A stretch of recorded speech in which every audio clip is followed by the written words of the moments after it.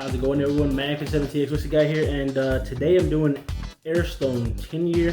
This is a sea cask. This one I really enjoyed, and I thought it deserved its own review, so I'm reviewing it today.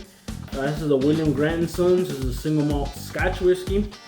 So it's a sea cask. It's smooth and easy, matured for over 10 years in warehouses located near the sea, for a smooth tasting whiskey with an air of sea salt on the finish. So that's what it says. Carefully matured for over 10 years in the intense environment that surrounds our distillery in the Scottish lowlands.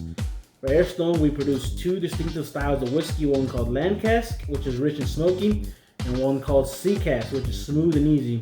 This is the sea cask. So I'm going to try this one, and then maybe later on I'll try to see if I can find the land cask and probably pick up another one of these and do a side by side.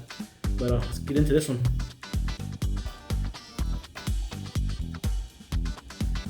So this one, it says it's the sea cask. It's just smooth and easy. It doesn't say if it has any distinct characteristic to the taste, as opposed to the land cask, which is rich and smoky.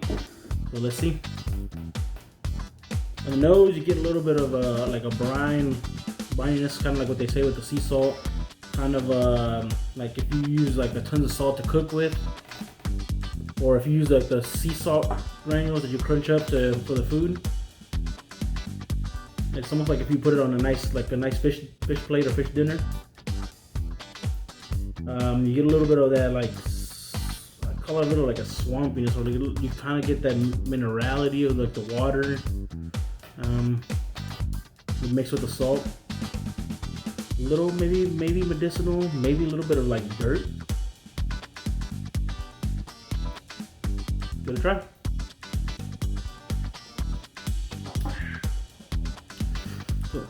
It is smooth. It is very easy to sip on. This is one of those that could catch you off guard big time, because you wouldn't even feel anything. Like, I felt like I didn't even drink whiskey. I felt like I just drank a splash of water and maybe something. But yeah, it's one of those that has a nice, like, not so much of a peatiness, maybe a little bit. It's a little light. The finish adds a little bit to be desired.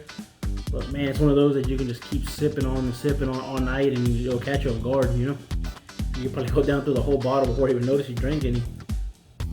Yeah, it's got those nice, Scottish notes, Scottish whiskey notes.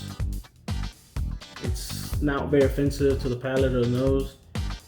Because there's some whiskeys that are over peated, and you're kind of getting a whiff of it, and you're just like, oh man, this is gonna be a long night.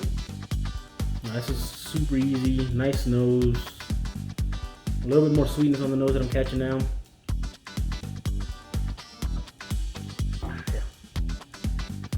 It's got some good taste to it. It's got very good notes to it.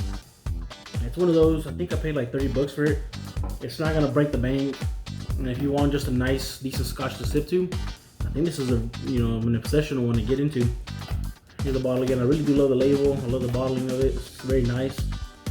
They give you details on what's going on and why it's a sea cask, and they even have the land cask. So it's a good idea to probably pick both up and just do a side by side on them.